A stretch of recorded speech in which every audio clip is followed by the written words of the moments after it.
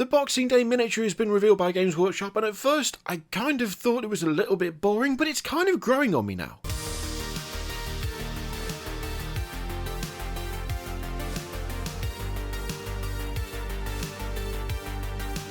This is the lad, the Abhorrant Ghoul King with the Crown of Delusion, and at first I looked at this and I thought, yeah, it's okay, it's alright, it's kind of bland in a way, but the more I look at it, the more it's kind of been growing on me, and the more I've thought that actually it's kind of a cool miniature for just painting. It being the Boxing Day miniature, it's obviously a limited edition thing, it's a one-off, it's going to be around for a little bit and then disappear, and I always feel for limited edition stuff you want something that's properly probably different, properly out there, something that really stands out, and I wasn't sure that this does to start with, but I think it's got a few things going for it, and I think actually there's something there that it's making me want to paint it, because it's a rare one in that you've got a bit of everything with this. So when you actually look at it, it's just a Ghoul King on a throne, which is fine, but you've got a nice opportunity here to do some really fun stuff with stonework for the throne. So the throne is like carved rock, it's not metallic, it's got these really cool cracks and textures in it.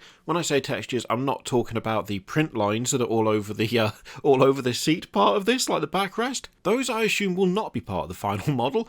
But when they do these promotional images and when they get this stuff ready like months in advance before, or in this case, weeks in advance before you're able to buy it, they do 3D print them so that they have promotional images and stuff. Quite often stuff like that doesn't make it into the final product, although I believe there have been a couple of Forge World models that have had that similar kind of print line because they've made masters out of it and stuff, but when it comes to plastic miniatures, you just don't see it, so that's nothing to worry about. What the hell was that tangent? What were we even talking about? Oh yeah, that was it, like the different textures and stuff. So you've got a nice stone seat there, a nice kind of rock carved throne with cracks through it, which takes some dry brushing really nicely. You could get some good practice in getting like a nice natural look off that. And the guy himself has got a lot of skin on display, a lot of skin. Normally I'm not a big fan of painting loads of skin because I'm bad at it, but when it comes to ghouls, you don't have to paint them looking, in fact, painting this dude to have normal human skin would look really weird. It would look really weird.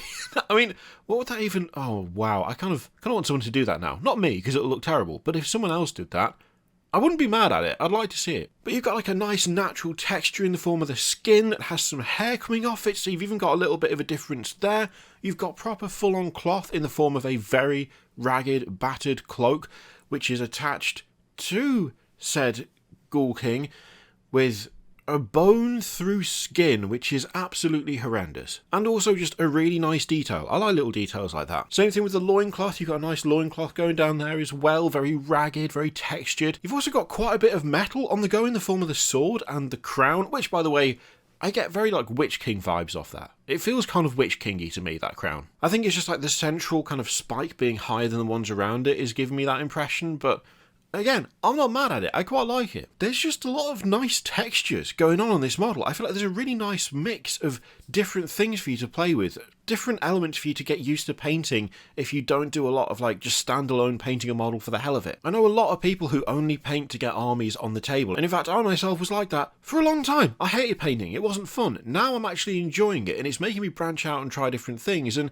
I think like this model, like this kind of model, something that's not too big but is still a bit of a centerpiece, something that has a really nice variation between the different textures, between like carved stone and metal work and skin and cloth, and bone as well. There's a good amount of bone on this model too, in the form of the skull. You've got those fangs hanging off the back of the chair. Even the robe is going to be painted differently to how you'd paint like the cloak or the loincloth or the guy's face. There's a lot there to mess with. There's a lot there to have fun with. I'm actually really enjoying what they've done here, primarily because it's making me want to try different things, and it's kind of giving me that little push you get where you go, I should try something new. And this, in a way, I think is a little bit niche. I don't know how much it's going to appeal to, say, like, just you pure 40k fans. Those who are following Games Workshop for that setting specifically might not get much out of this specific model, but as something to practice on, as something to try and build up areas where perhaps your techniques are lacking, I really like this. It is different enough, I think, from a lot of the models that they've produced that it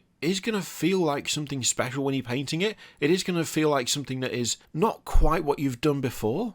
It has enough of its own like presence and personality that whilst it is part of an overall force in the form of the Flesh Eater Courts, like it actually feels like something kind of special, which in itself, I think it's kind of impressive because, I mean, the Flesh Eater Corpse is a lot of basically naked dudes with long teeth, and frankly, that can get a bit repetitive, but this actually feels kind of fresh and different. I think this is one of those ones that grows on you. Like, I started out not too bothered, but the more I look at it and the more I think about it, the more it appeals to me. This feels like one of those models where you would just want to do a good job.